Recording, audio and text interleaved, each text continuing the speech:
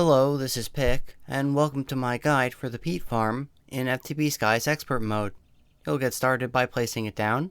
Inside it has an internal inventory. It stores water, power, and dry peat bog. It also has redstone control capability. If you press the show range button, it will show you the range in which it places down dry peat bog.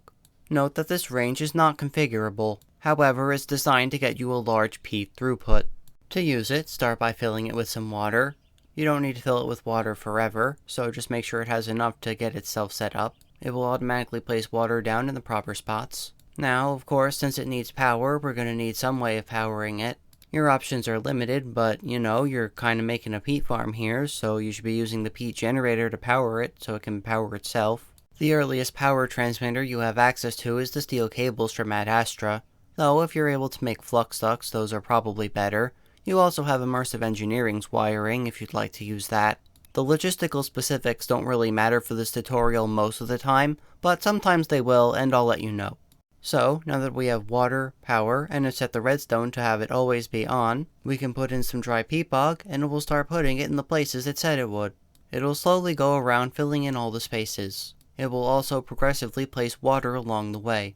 In order for dry peat bog to become saturated, it needs a water block within one block of it. Diagonally and orthogonally both count. The main challenge here is actually crafting the dry peat bog. There are 4 ingredients you're going to need, and they all go into one machine, the supercooler. While you could figure out how to do most of these things on your own, it can sometimes be difficult to manage the item stacks within it. This is where our friend the item transporter comes in. It can only pass items within a 1-block space, so you can use it to round corners or have a gap be closed in, but you can't use it for long-distance logistics. To use it, place one on both target inventories, then right-click the square in the center on the side that's the receiving side.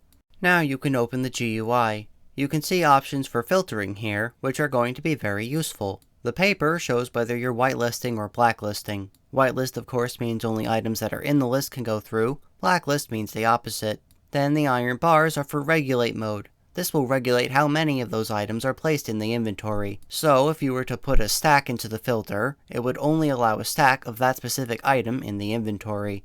This, when used in conjunction with, say, a 2x2 drawer, allows you to input the exact items you need and no more without clogging up the supercooler, as the supercooler doesn't have filtered slots for these things. If you watched my full guide in the FTB Skies Expert series, in episode I believe it was 5, I went over a peat farm, and I had this very complex redstone nonsense to limit how many of each item was going in. This is far simpler, so please use this.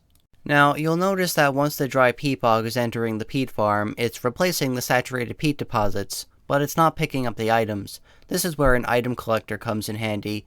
The cyclic item collector has a very large range, and so it's able to pick up all of the peat that drops from the peat farm. Optionally, you can filter it, but you don't need to filter it. Do know, though, that if items get picked up by it, it might clog it up. So now let's go over each of the required inputs for this. The first is the coal or coke dust. You can choose which one you want, but the coke dust provides more output. It depends on how efficient you want to be with the other ingredients. If you're at a point where you can make the pyrolyzer, you can use that over the coke oven. Of course, I'm not going to be setting up a farm for each individual raw ingredient, so I will be using some creative crates to deal with raw ingredients like coal. Whether you trash or store the creosote is your call. You can put it into a fluid trash can if you don't want to keep it, or a fluid drawer with a void upgrade. The specifics on item logistics don't really matter as long as it gets things from point A to point B here. But what does matter is that I have a wooden hopper pointing into a squeezer. By putting on at least 2 armor stands, more if you have less space to work with vertically, and by putting a redstone clock underneath the squeezer, you can make a perpetual squeezing machine. Then put another inventory on the other end of the squeezer. The ends are where those little grooves are within the inside of the squeezer. The channels want to point to the output. And that's pretty much it for the coke dust. Of course, you will be just using coal dust if you don't want to have the coke oven as part of it. Next is the biomass. There are several ways of making it, but I think the easiest is that you just do earth infusion on bone meal, as long as you have a stash of earth shards coming in, of course, but you should have a mob farm by this point anyway. So I'd recommend using item transporters here again, as they have filtering capabilities. Now you're going to need a supply of bone meal here. You can easily do that by using a composter, or you could import from elsewhere in your network of storage, I guess. Easiest way to do it though, at least in my opinion, is to just use a material generator pedestal on some nylium. This will produce mushrooms, and mushroom blocks if you use silk touch. These can get hoppered into composters, and that makes bone meal. Next, we'll need a second element container, this time with an element evaporator on it. This is where you're going to feed in earth shards so that it produces the earth element it needs to turn the bone meal into biomass.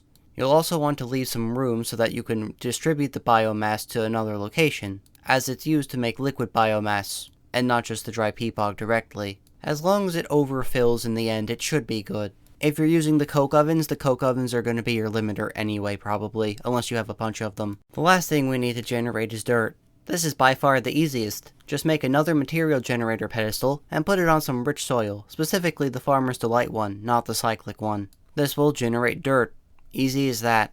The last step is to make liquid biomass. Of course, I'm going to be using the item transporters again, on the regulate mode, because I'm going to have two different items be stocked into this Slow Melter 9000. We want to have a supply of both seeds and biomass. The seeds are going to help shoulder some of the weight off the biomass, so you don't have to make as much and waste earth element. Though it is still optional. It does also reduce the power required, though. You can get seeds from any type of crop farm. You should hopefully have some type of crop farm at this point anyway. And make sure that all of the machines that require power are, of course, hooked up with some type of cabling and enough peat generators to power them. Now, you could use the peat as it is, but I think we can do better. First, if you put the saturated peat bog in the coke oven, it will make double output. This is a great way to make more efficiency out of your peat. Beyond that though, we're also going to want to make enriched peat. This has a higher energy density and produces twice as much power per tick in a peat generator. To make it with the coke oven's extra yield, you're getting 1 enriched peat per 1.5 regular peat, so you're getting more power density out of it, as well as more RF total. After that, just make sure you use some type of pipe to feed the peat generators with the enriched peat you're generating, and of course you're probably going to want some type of drawer to store it in, to make sure you have a large buffer of peat that's generating over time. This farm can run at least 16 peat generators, probably more. I don't know the exact math. And remember, you can always upgrade the coke oven producing that coke dust into a pyrolyzer. I don't believe you can do the same for the one doubling your peat yields though, so you'll have to make more coke ovens if you want to do that. By the time you get pyrolyzers, you're taking down your original coke oven most likely anyway. But yeah, this is much simpler than the one I set up in the main guide, but that's how it is. I didn't know what I was doing then. I was just kind of making it up as I went and trying to make a cool design. You know, one that worked well. But yeah, that's it. You've now set up a peat farm. Ain't that wonderful? I hope this was helpful, and if you have any questions, I'm here in the comments, and I'll reply to you as soon as I can. So, this has been Pick. I'm glad to have seen you, and I hope to see you again.